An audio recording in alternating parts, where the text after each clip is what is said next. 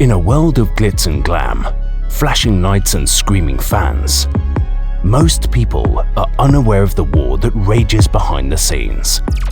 And that war includes your favorite artist and your favorite songs. This is The Dark Side of Songwriting. Hosted by Nayim Edwards.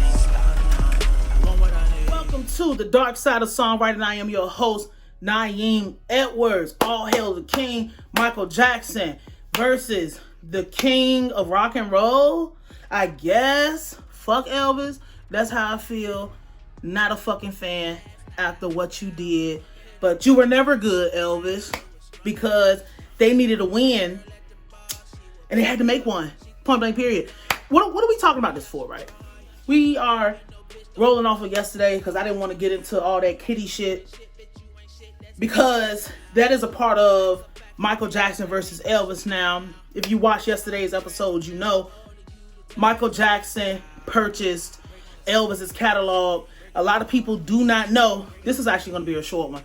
A lot of people do not know how Michael Jackson acquired Elvis's catalog. Of course, he spent money, and it was probably a part of the package deal. The thing is, Elvis' daughter married Michael Jackson. Lisa Marie Presley was married to Michael Jackson. Mike was cutthroat in a lot of other ways other than business, but it was business because everything was business first when it came to Michael Jackson. He was not. Mike understood, no fucking friends in this shit. I own mainstream music. The king of music. Point blank period. You know, he came out and said that he never loved Elvis' daughter. This is some soapbox shit. He never loved Elvis' daughter. And he dogged her. Like he dogged her. And he dogged Elvis and was like, yeah, his music just never really moved me. He really tricked this bitch into thinking that they was in a real relationship so he can make the power play of all power plays. See, and that's a lot of people don't know that they call Michael Jackson the king of pop because they wanted Elvis to be the king of something so bad. We all know Elvis stole everything he got from black people, stole everything he got from the church. The separation came because, like I just said, they wanted Elvis to remain the king of something because everything back then was considered rock and roll. If you go way back and you look at all the albums, every album was considered rock and roll. Michael Jackson was considered the most successful rock and roll artist, but because he was so at such this crazy ass level, people invented a new genre, which was really MTV, invented a new genre, which was pop, which is short for popular music, which is whatever everybody else was into. Not even fucking close. Originally, Michael Jackson would have been the king of rock and roll, but he had to manufacture that. I just wanted to talk about how he dogged Elvis, then dogged her daughter after he got exactly what he wanted. Some people might consider that fucked up. I consider it a play because she was thinking with a pussy. He was using this head. And I don't think they ever even had sex. Like, this is so gossipy and weird. Like, it's funny as fuck to me. Like, I'm not laughing, but it's funny. Like, this is so weird to even talk about this kind of shit in that light. But I think it was fucking brilliant. She's so stupid. Like, she might be dead. She probably dead. The shit is so stupid because Michael Jackson at that time, scorching, hottest artist on the planet. If he was alive, still would be the hardest, obviously, but the hottest artist on the planet. She was thinking, because I think she was a singer or some shit. She was thinking that she was going to get something from being with him. Yes, she got the notoriety. She got to be seen with Michael Jackson. Yes, we're married. They wasn't even married that long. I don't remember how long they was married, but it was probably like less than 2 years. It was probably 2 years, I think. you were so dumbfounded and you were blind. But remember, this nigga is as popular as Jesus Christ.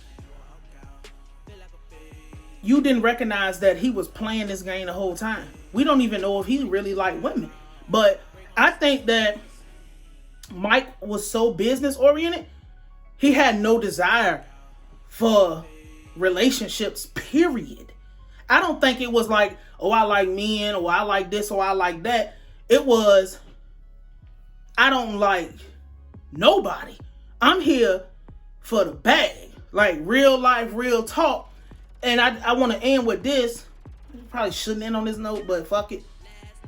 Michael Jackson wasn't getting those kitty allegations put on him until he bought Elvis' catalog.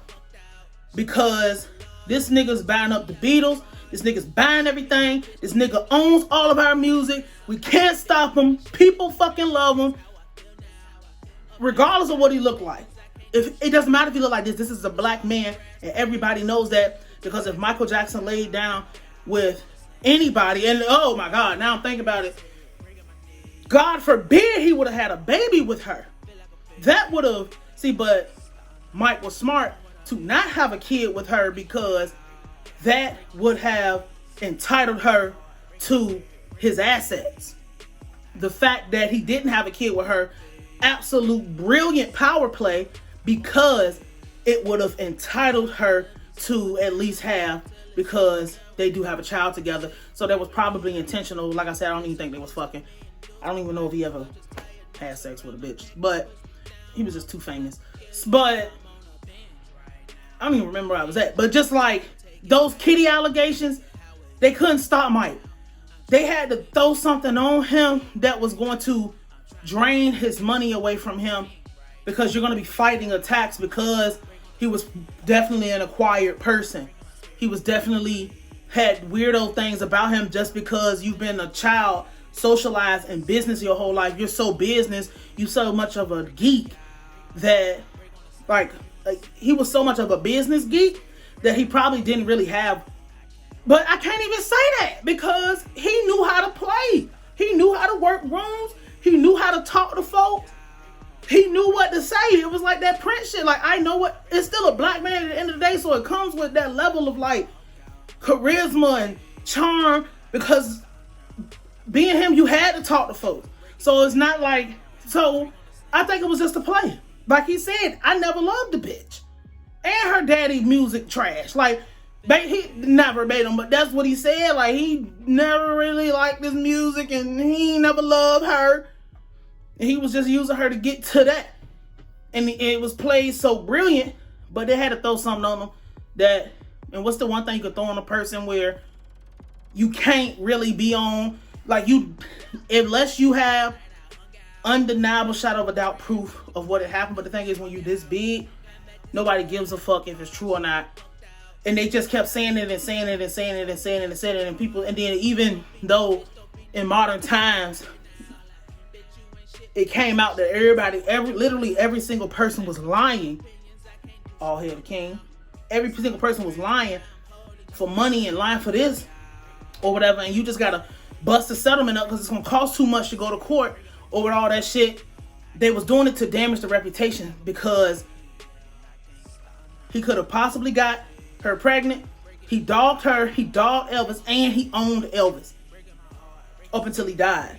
And the Elvis estate went and purchased the music back or whatever from the record label. But MJ won again because he dogged a hoe, dogged her daddy, and took everything they had. She played herself. As far as I'm concerned, she played her fucking self. Like, I'm not here to have sympathy and be emotional about a bitch getting her feelings hurt. You played yourself, pretty much. Why didn't you pay attention to the signs of this nigga have never loved nobody?